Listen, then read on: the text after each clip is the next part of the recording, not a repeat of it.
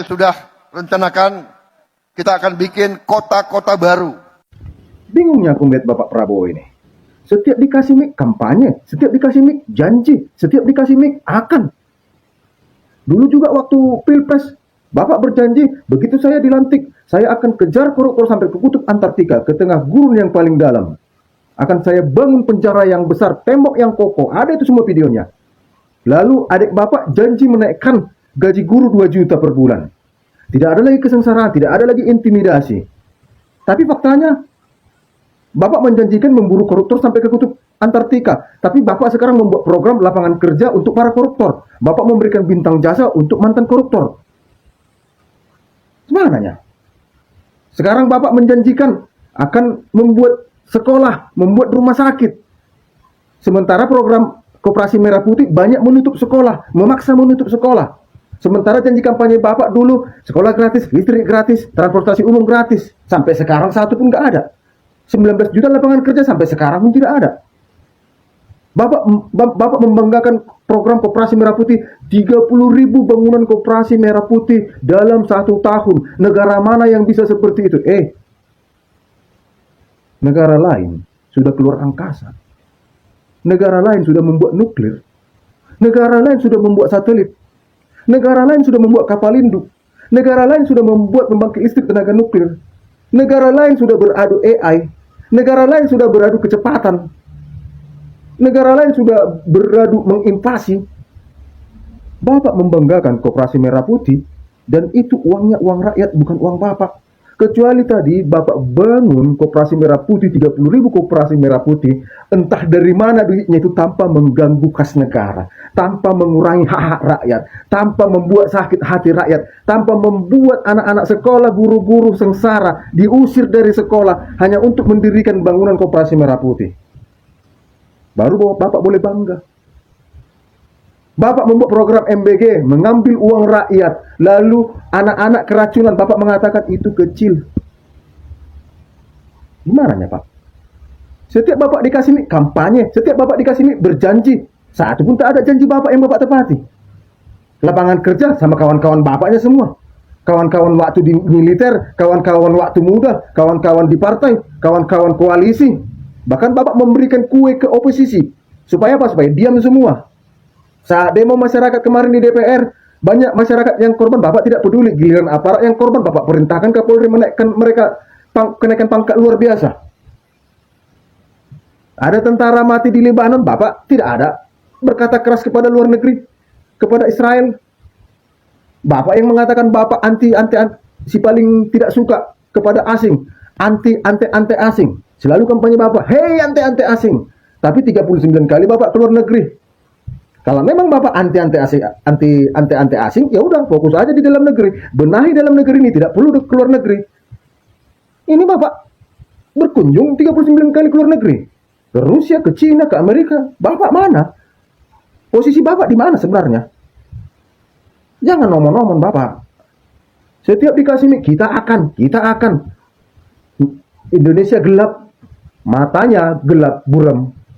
Presiden ngomong kayak gitu. Ada yang mengatakan saya keras kepala. Coba saya cek kepala saya keras enggak?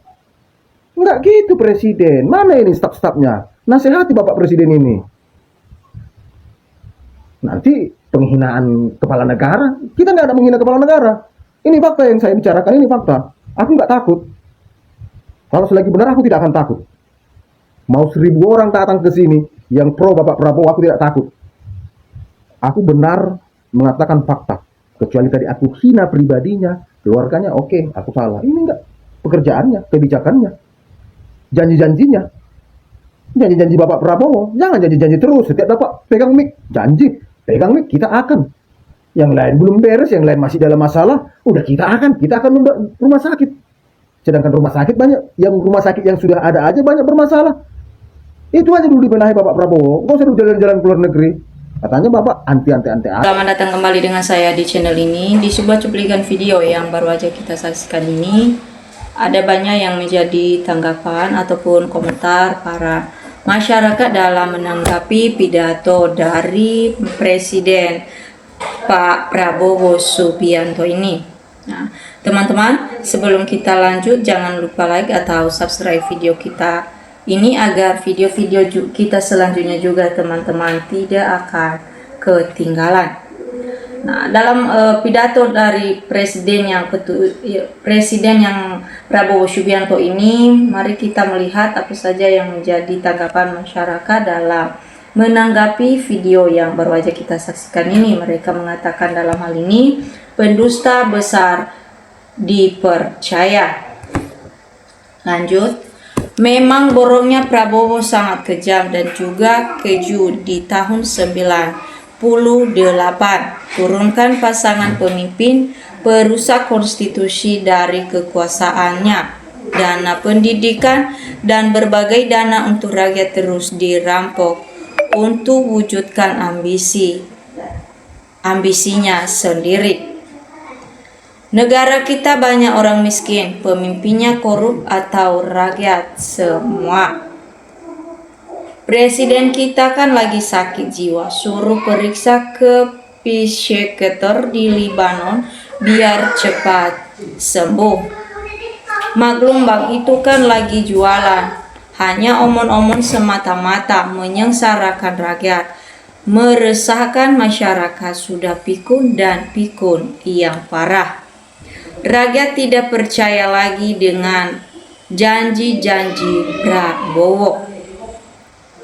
Lanjut. Pembohong besar sama dengan Jokowi, turun saja kalau hanya omong-omong. Suaranya menggaung serak-serak basah bagai singa, ternyata kucing garong. Benar itu, 2029 jangan pilih lagi Presiden duda karena bisa diterjerumuskan dalam pelukannya.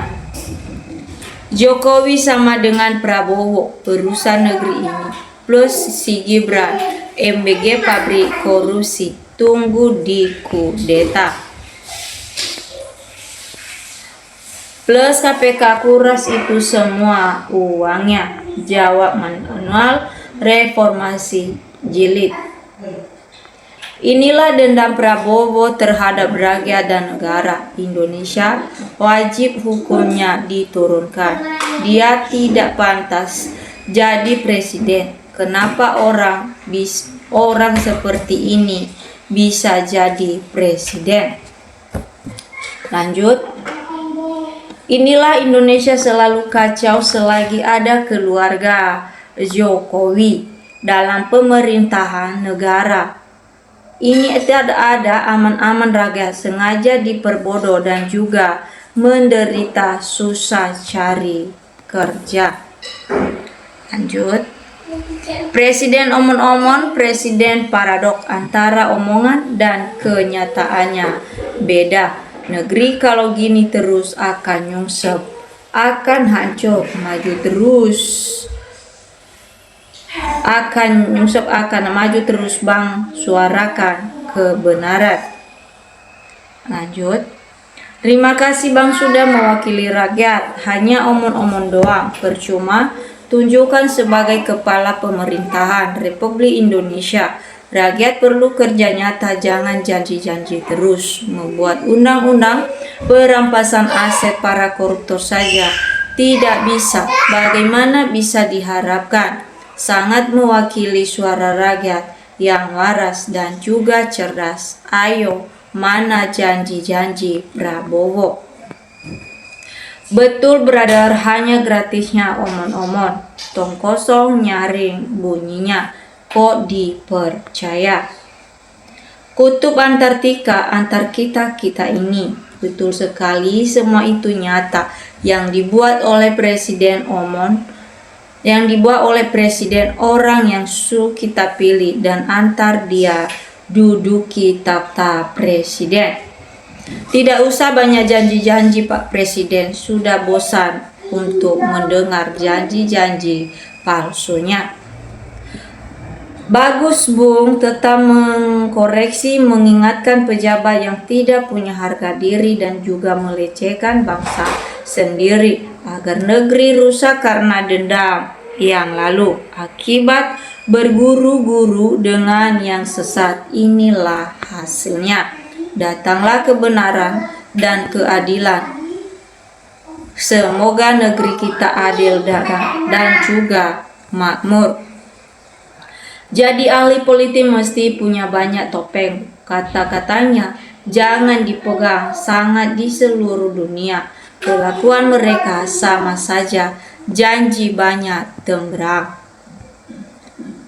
Serba-serbi kali menjadi itu cuma janji-janji kosong. Politik yang merupakan senjata ahli politik untuk kekal berkuasa dan tahu mainan politik.